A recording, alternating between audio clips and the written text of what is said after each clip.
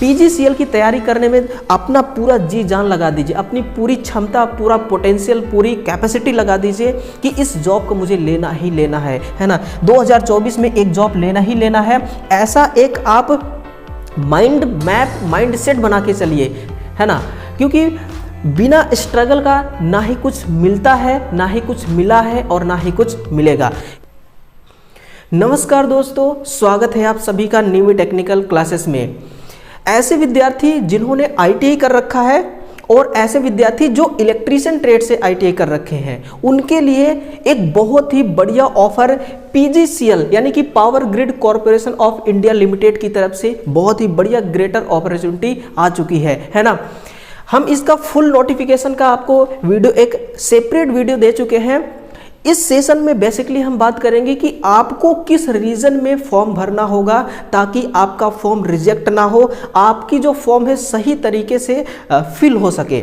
और उसके बाद हमारा नेक्स्ट पॉइंट होगा कि सिलेबस, जो सीबीटी एग्जाम है तो सिलेबस में आपको क्या क्या पढ़ना होगा, किस मतलब कि पार्ट ए और पार्ट बी जो है इसका क्या रोल होगा।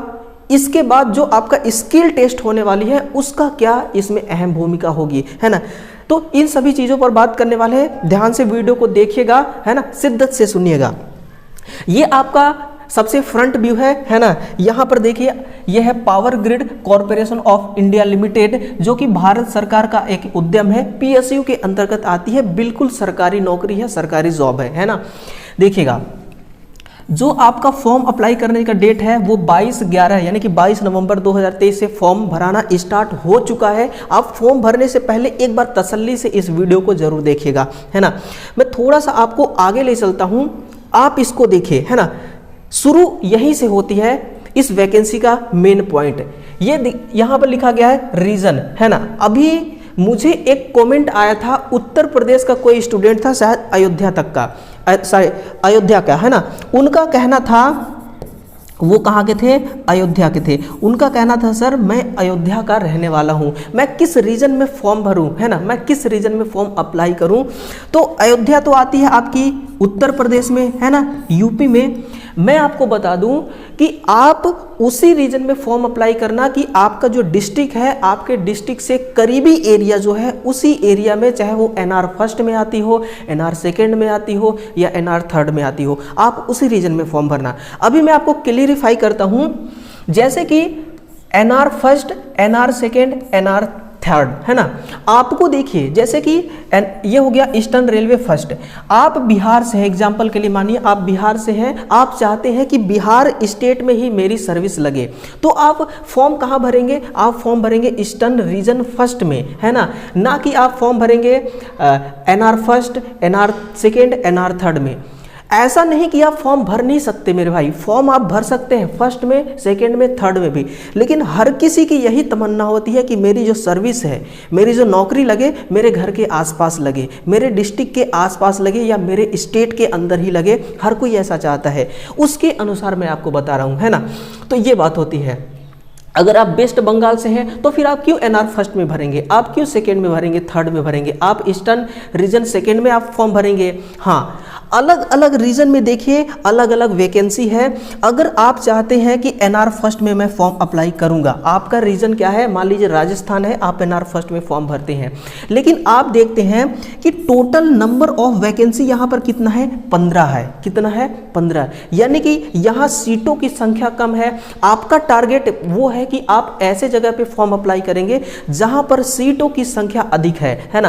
तो आप एक नजर डालिए एनआर थर्ड की तरफ, यहाँ 45 सीट है, टोटल 45 सीट है ना। यहाँ सिलेक्शन के चांस ज्यादा होंगे। आप सोचेंगे कि ये मेरे रीजन के अंतर्गत नहीं आती, मेरे लोकेशन के अंतर्गत नहीं आती, लेकिन यहाँ पर सीटों की संख्या ज्यादा है ना। तो आप यहाँ पर फॉर्म भर सकते हैं, आप यहाँ पर फॉर्म भरिएगा, यहाँ पर सीटों की संख्या आपको ज्यादा मिलेगी। हाँ, इतना है कि अगर आपके क्षेत्र के अंतर्गत अगर एनआर थर्ड नहीं आती तो आपको उसी स्टेट में सर्विस मिलेगी जो स्टेट एनआर थर्ड के अंतर्गत आती होगी, है ना। तो दो चीजें मैंने आपका क्लियर कर दिया।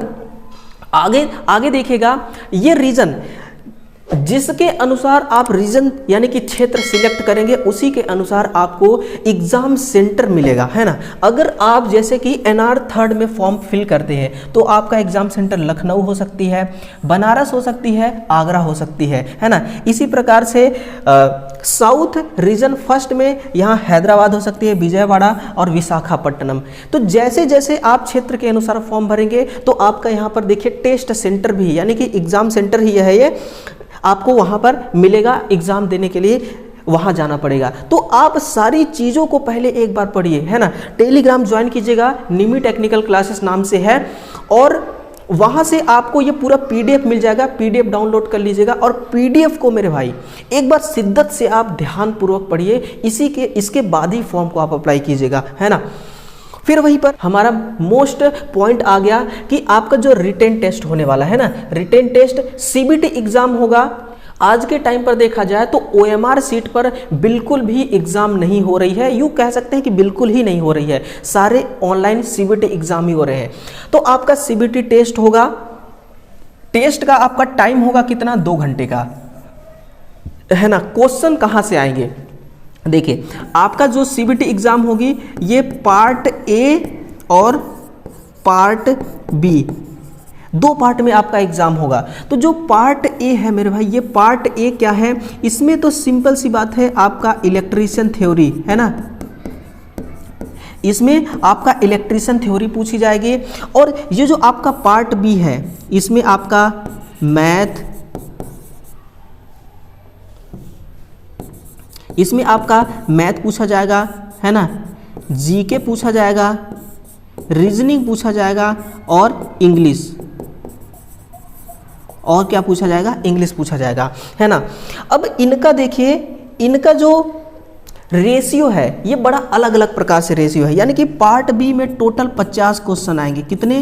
50 क्वेश्चन आएंगे, 50 नंबर के। वहीं पर इलेक्ट्रीशियन थ्योरी जो है यहाँ से 120 क्वेश्चन आएंगे 120 नंबर के, यानी कि टोटल मिला करके 120 प्लस 50 कितना हो गया, 170 क्वेश्चन 170 नंबर के, है ना। ये तो बात होगी आपकी किसकी, आपका CBT पार्ट ए और पार्ट बी। लेकिन यहीं तक देखिए मेरिट तो बेसिकली यहीं से बनेगी, लेकिन आपका सिलेक्शन यहाँ से नहीं होगा। आपका जो मेरिट है इसी 170 नंबर में से ही बनेगी, है ना। हाँ ये रही 170 नंबर में से ही बनेगी, 120 नंबर इलेक्ट्रीशियन थ्योरी की है। आप जितना 170 के टच में रहेंगे, है ना, उतना आपका टॉप पर मेरिट लिस्ट में नाम आएगा और सिलेक्शन के जो चांस है वो उतना ही ज़्यादा रहेगी। लेकिन केवल और केवल CBT एग्जाम ही आपको सिलेक्शन नहीं दिलाएगी। आपको सिलेक्शन दिलाने के लिए आपको एक और टेस्ट से गुजरना होगा। उस टेस्ट का नाम है स्किल टेस्ट, जिसको हम ट्रेड टेस्ट के नाम से भी जानते हैं। ये रही आपकी स्किल टेस्ट, ट्रेड टेस्ट है ना। क्या होता है स्किल टेस्ट?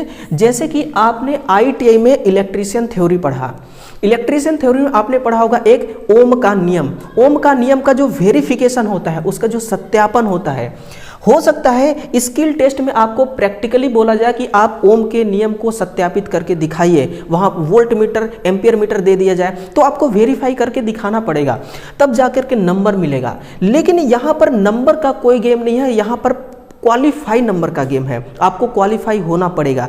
अगर आप 170 में से आप 170 ही क्यों नहीं ले आते हैं, लेकिन अगर मेरे भाई स्किल टेस्ट में अगर आप अनक्वालिफाइड हो गए ना, तो फिर आपका सिलेक्शन होना बिल्कुल यहाँ पर पॉसिबल ही नहीं है। आप इस वैकेंसी से आउट हो जाएंगे, आपको एग्जिट कर दिया जाएगा। तो स्किल टेस्ट भी बहुत बड़ी अहम भूमिका निभाता है, इसको भी ध्यान से देखिएगा। अब हम बात करते हैं, आप यूँ महसूस कीजिए कि आप सभी एग्जाम को क्वालिफाई करके आगे चले गए, है ना। डॉक्यूमेंट वेरिफिकेशन वगैरह सब कुछ हो गया, अब सर्विस की बारी आई। तो यहाँ पर देखिए पोस्ट क्या आपका नाम दिया जाएगा, पोस्ट का नाम यहाँ पर रहेगी, पोस्ट नेम रहेगी JTT, है ना, जूनियर टेक्नीशियन ट्रेनिंग इलेक्ट्रीशियन, है ना। अब एसेंशियल क्वालिफिकेशन देखा जाए तो यहाँ पर देखिए ITI इलेक्ट्रिकल पास इन इलेक्ट्रीशियन ट्रेड। यहाँ पर देखिए एक कंफ्यूजन मैं आपका दूर करता हूँ, चाहे आप ITI इलेक्ट्रिकल ट्रेड से किए हुए हैं या फिर इलेक्ट्रीशियन ट्रेड से किए हुए हैं, है ना, आप दोनों ही छात्र इस फॉर्म को अप्लाई कर सकते हैं, इलेक्ट्रिकल हो या इलेक्ट्रीशियन हो, है ना। अब वायरमैन का यहाँ पर कोई रोल नहीं है। और दूसरी बात कि अगर आपके पास हायर एजुकेशन है, higher technical education like diploma, B, BTech, ME, MTech, तो फिर आप फॉर्म को अप्लाई नहीं कर पाएंगे। यहाँ पर सिंपल सी बात ये कही गई है ना। एज वगैरह का क्या रोल है, तो अपर एज लिमिट देखिए 27 वर्ष है ना। इसमें रिलैक्सेशन भी मिलेगी अलग अलग कैटेगरी के, ST SC वालों को 5 वर्ष का, है ना, OBC वालों को 3 वर्ष का, ऐसे एज में रिलैक्सेशन मिलेगा। मैक्सिमम 27 और मिनिमम 18 वर्ष होना चाहिए। यानी कि 12 दिसंबर 2023 तक में आप 18 वर्ष के हो चुके होंगे, तभी फॉर्म में इनरोल आप होंगे। अन्यथा फॉर्म को अप्लाई तो कर देंगे, किसी प्रकार से सबमिट हो भी जाएगी, वेबसाइट सबमिट कर लेगी आपके फॉर्म को, लेकिन आपका फॉर्म जो है वो रिजेक्ट हो जाएगा क्रॉस ओवर के टाइम पे, है ना, जब क्रॉस चेक होती है। फिर वहाँ पर पैकेज वगैरह कितना मिलेगा, क्योंकि पैकेज का भी काफ़ी रोल है। हम तैयारी किस लिए करते हैं, एक अच्छी खासी पैकेज के लिए, है ना। आप तैयारी इसलिए करते हैं अच्छी खासी नौकरी हो, अच्छी खासी सैलरी मिले, अच्छी खासी पैकेज हो। तो पैकेज कितना होगा आपका, देखिए स्टाइपेंडी ड्यूरेशन ट्रेनिंग पीरियड पर आपको 18,500 मिलेगा पर मंथ। यानी कि एक साल का आपका ट्रेनिंग पीरियड है, 18,500 रुपये मिलेगी। और जब बेसिक पे यानी कि आप पूरी तरह से स्थायी हो जाएंगे, नौकरी तो स्थायी है, कहने का मतलब कि ट्रेनिंग पीरियड से आप आगे निकल जाएंगे, तब आपका 21,500 रुपये आपको सैलरी मिलेगी पर मंथ, है ना।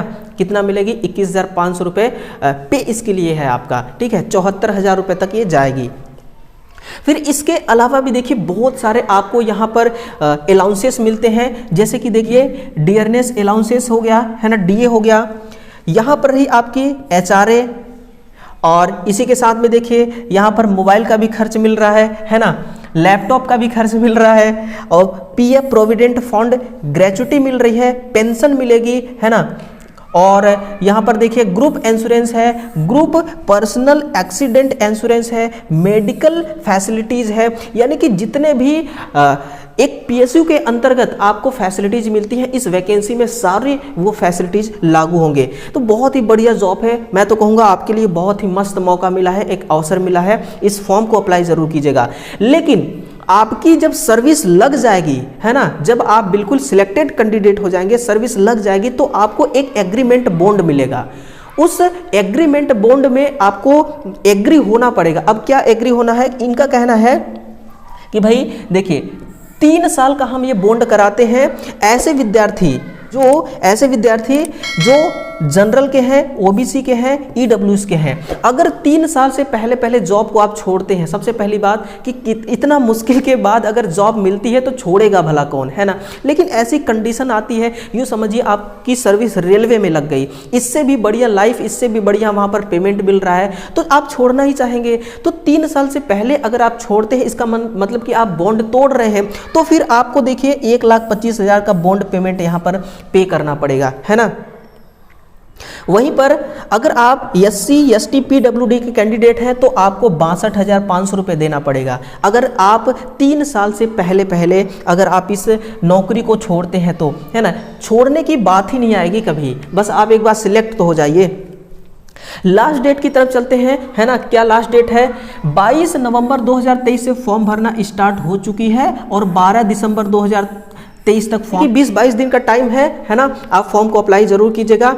और बाकी रिटेन टेस्ट जो है वो देखिए tentative in the month of January 2024, exact date will be notify separately on website. इनका जो वेबसाइट है ना, PGCL का वेबसाइट है, सेपरेटली उसी वेबसाइट पर ये एक नोटिफिकेशन देंगे, सेपरेटली नोटिफिकेशन देंगे। किसके लिए, ये रिटन टेस्ट के लिए देंगे, रिटन एग्जाम के लिए देंगे। और इन्होंने एक आपको टेंटिवली बता दिया है कि भाई जनवरी महीने तक में हम आपका फॉर्म अप्लाई, मतलब जनवरी तक में जो फॉर्म अप्लाई हुआ है उसका एग्जाम ले लेंगे। यानी कि ये तो नवंबर खत्म ही है, दिसंबर जनवरी, यूँ समझिए आप लास्ट जनवरी ही ले लीजिए, तो 2 महीने का समय है आपके पास, है ना। अब 2 महीने में आपको कैसे तैयारी करना है, इलेक्ट्रीशियन थ्योरी को कैसे कवर करना है, कैसे तैयारी करना है, वो सब कुछ मेरे पे आप छोड़ दीजिए।